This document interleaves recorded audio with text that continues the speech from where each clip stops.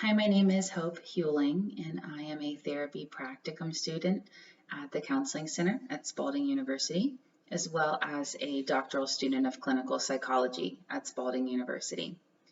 I'm here today to talk to you about healthy ways to distract yourself. So why would you want to distract yourself? Sometimes it's helpful to use healthy and effective ways to distract yourself when you become overwhelmed with painful emotions. Distraction is the first step in basic distress tolerance. And once you can effectively distract yourself, you can then move on to learning ways to relax and ways to cope with the specific situation that is causing you distress. One way to distract yourself is by engaging in pleasurable activities. So sometimes it can be helpful to just do something that feels good, something that you enjoy. And this can be a quick and easy way to distract yourself from a painful emotion that is coming up for you. It's helpful to engage in pleasurable activities on a regular basis, which is hopefully every day for you.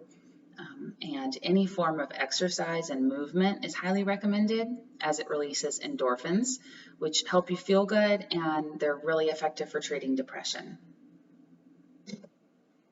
So some examples of pleasurable activities that I came up with are texting or messaging with friends, especially friends that are really good for you.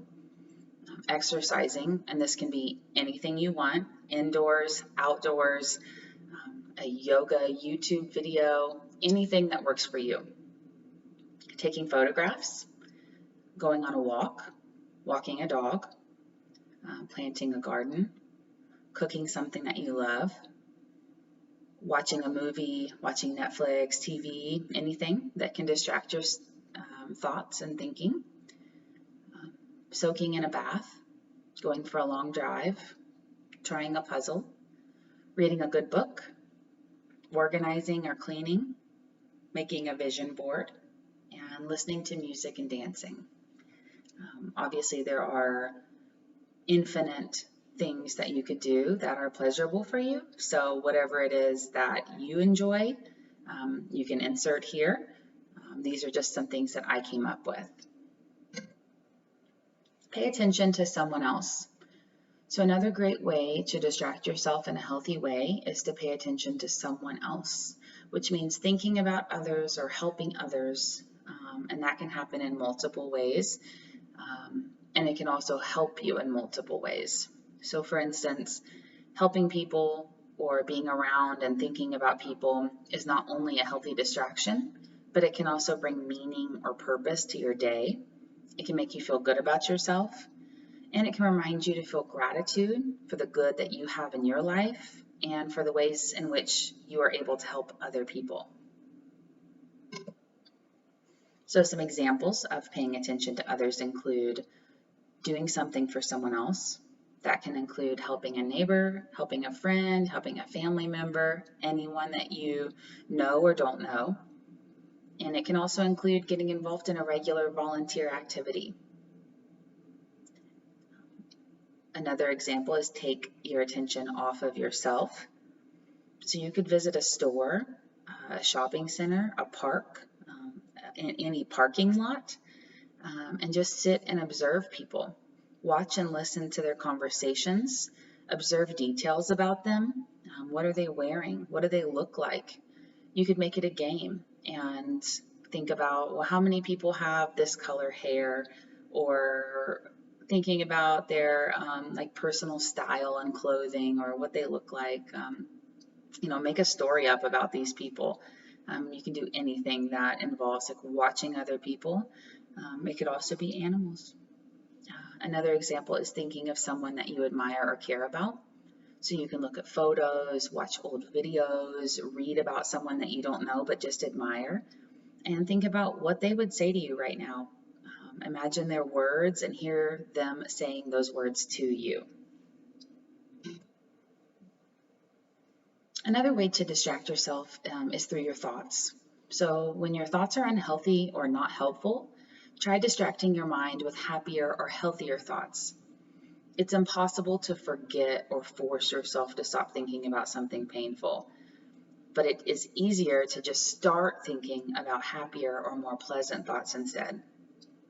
You can do this in the present moment. You can think about memories from the past, or you can start thinking about encouraging or hopeful thoughts about your future. So some examples of that include remembering really good childhood memories. Think about as many details as you can, the who, the what, the when, the where, the why, what was happening, who was there, where were you, why were you there.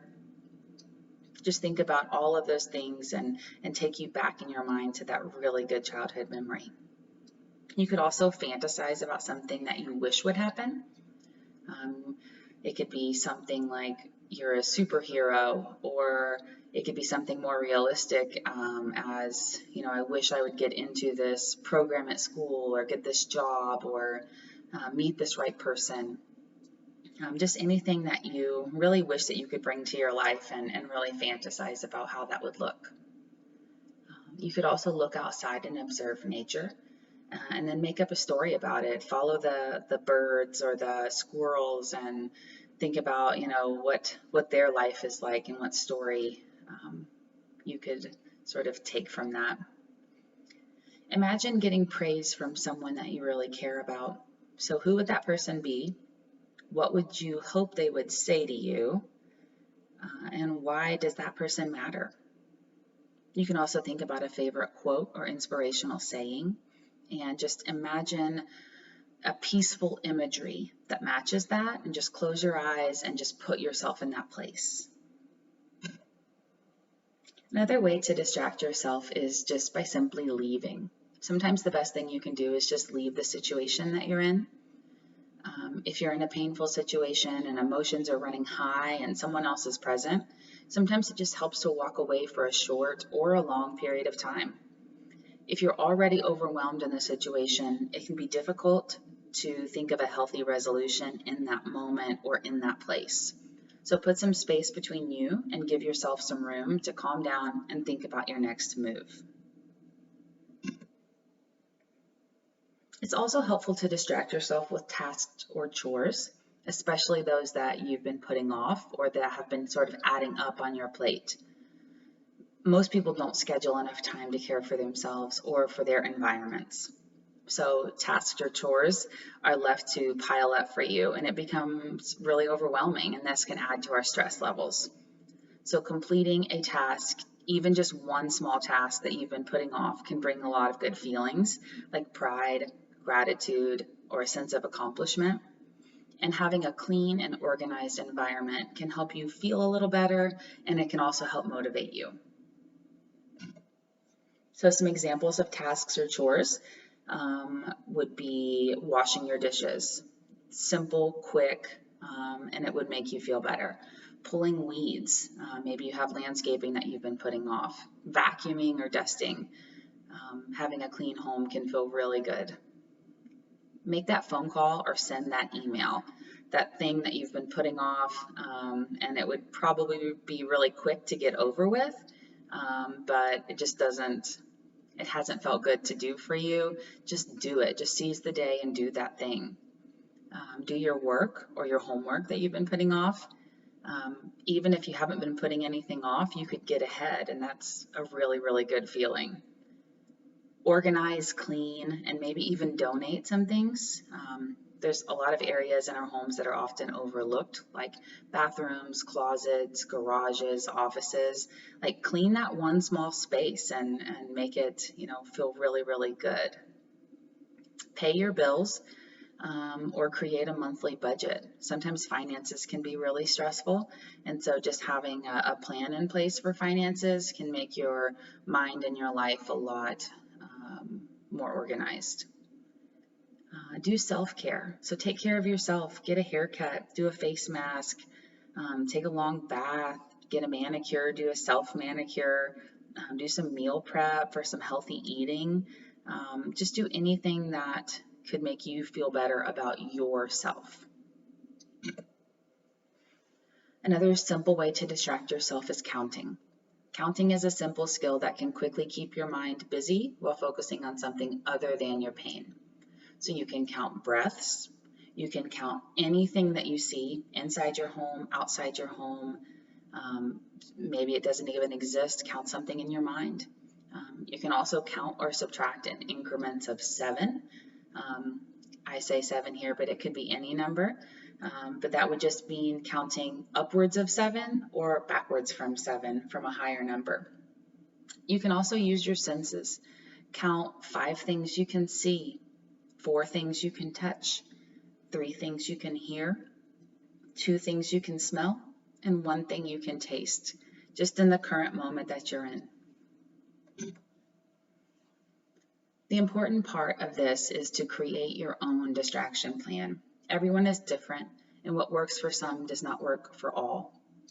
Identify the distraction ideas that you can use and that work for you, and then write them in a distraction plan. You can write that on a piece of paper, you can keep a note in your phone, use a Word document on your computer, whatever it is you have and that works for you, use it. When you're distressed, just pull out the distraction plan and use that to help just distract you from what's ever distressing you in that moment. But remember that distraction is only a first step. Relaxing and then learning to use coping skills will come next. Thank you for listening to my video. Again, this was created for Spalding University's Counseling and Psychological Services Center, also known as CAPS. Remember that not every technique works for everyone, and this specific technique comes from a dialectical behavior therapy, also known as DBT. And the information that I used was compiled from a book called the Dialectical Behavior Therapy Skills Workbook. And I have the link here, but you can also just type this in and find it online.